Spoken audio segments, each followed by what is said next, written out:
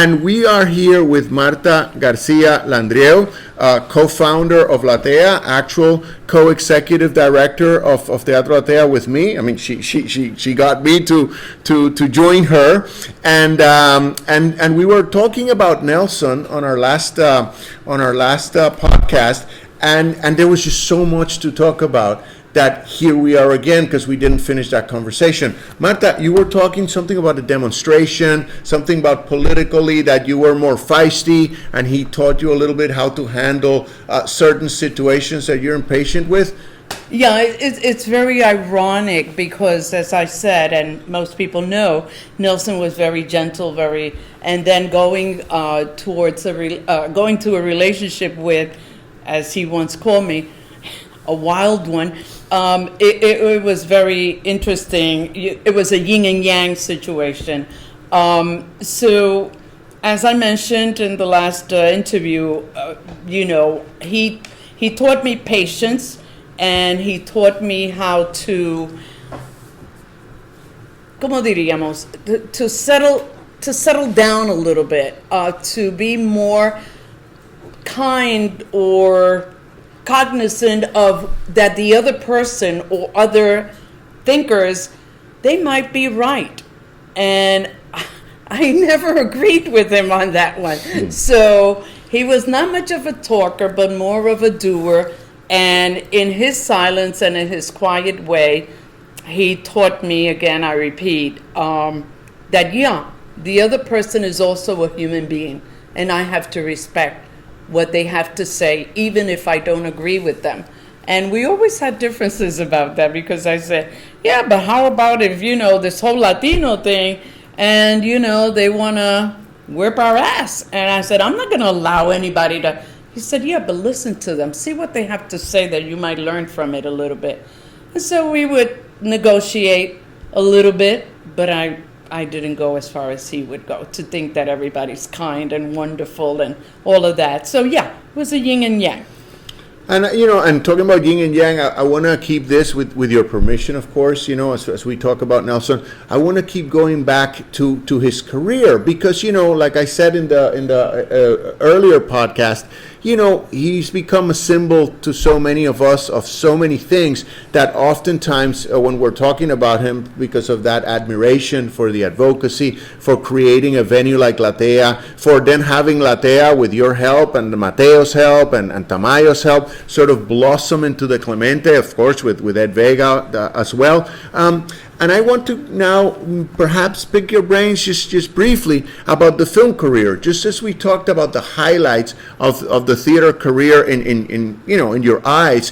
What are some? Because I know he was very active in film. I actually saw a great a short movie directed by Leo Curbelo with Nelson, and I don't remember the title right now, but it was exquisite. Yeah. So what about film? What were his biggest hits, if you will, in the film? Well, the thing that I remember as his very, very close partner, we used to rehearse lines, was his incredible photographic memory. Sidney Pollack directed him in 2 movies, for example, the late Sidney Pollack. He did, we know, with Sidney Pollack. Anyway, he, in Random Hearts, he went over to me. I was standing, nobody was allowed in there, but of course, being me, I went into the area where they were filming. And he says, the camera loves him. One thing that stood out for him, for Sidney Pollack, was, how they say cut, cut, cut? He said, I only have to do 1 cut with Nelson all the time. Do you think that's obviously theater actors are always prized, because they have some wherewithal. They have all the tools in the toolbox, and then they reportedly they just use fewer of them when they have to be on stage, because it's not 360 degrees, because the camera demands a little bit less in terms of expression and movement. But do you think that mastery that Nelson evidenced on stage and now on film as we're talking, do you think that comes from the Uruguayan training he might have had, or do you think it's a product of that plus the training at the American Academy of Dramatic Arts in New York? Or where does that chutzpah, or where does that wherewithal, you say, besides practice, of course, but Any particular school? Do you think it's a Latin American thing? You think it was a New York training? What do you attribute it to? I think it's more of a passion for what he loved to do more than anything in the world. I always felt I was competing with him personally when he was going to do a film and he was on stage. He belonged to that as opposed to being my husband. So it was his passion for the arts. By the way, he started to become an architect. That's what he wanted to do. Oh, I didn't know that. So that said, when he got here, he changed his mind, and the whole thing about what can I do on stage? This is my own thinking.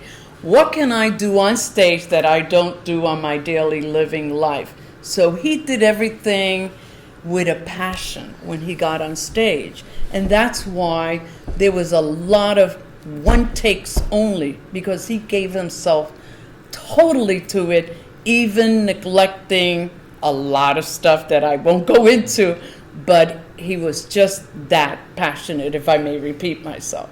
No, you're not repeating yourself, and as a matter of fact, it's a great segue to another aspect that, that could take 4 or 5 programs in and of itself, and that is, I think a lot of people are curious, a lot of us would like to know, because it appears to be like a mythic moment now in time, unachievable perhaps in New York today. Talk to me about that transition from that unique place that was Rincon Taino, where I believe the epic started, to La Tea. I really want to know about that bar that we all reverence and drink in right here at La Tea. And then, from the great thing that was to constitute the Clemente Soto Vélez from La Tea. And how did Nelson, how did Nelson go through those transitions? And of course, time is always our enemy, but, Rincon Taino to La Tea to Clemente in Nelson's Nelson's adventure. Well, the adventure starts before the Rincon Taino. The Rincon Taino was just a facility where he was allowed to have those people that he wanted, the actors, the producers, the singers, folklores, music, where he could bring in everything that he had a passion for. Time out. So Rincon Taino, to put some people that might not know. So Rincon Taino, give me the place, give me the year.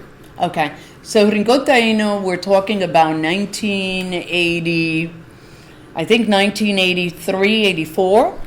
And we're talking about the Lower East Side. So between 3rd and 2nd Avenue. Okay, 12th Street, 1983. Right. Okay, sorry to interrupt you. And then he continues to bring in El Jíbaro de Puerto Rico, Roy Brown, André Jimenez, and Roy. It became another love for him of the contributions that we as Latinos could make culturally in the United States or in New York.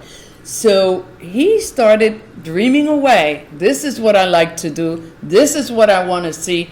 This is where we could practice, bringing in those voices, bringing in the Puerto Rican Latino culture in, and we did plays there. We brought those artists that I mentioned. What about Uruguay? What about tango? What about the Uruguayan side? Or there wasn't so many? There wasn't so many. There were more productions from the Caribbean. Okay, cool. Right, because that's a demographic that it keeps evolving, but I can imagine, I can see why. So that's where the vocation to host and to harbor cultural terrorists emerged, right?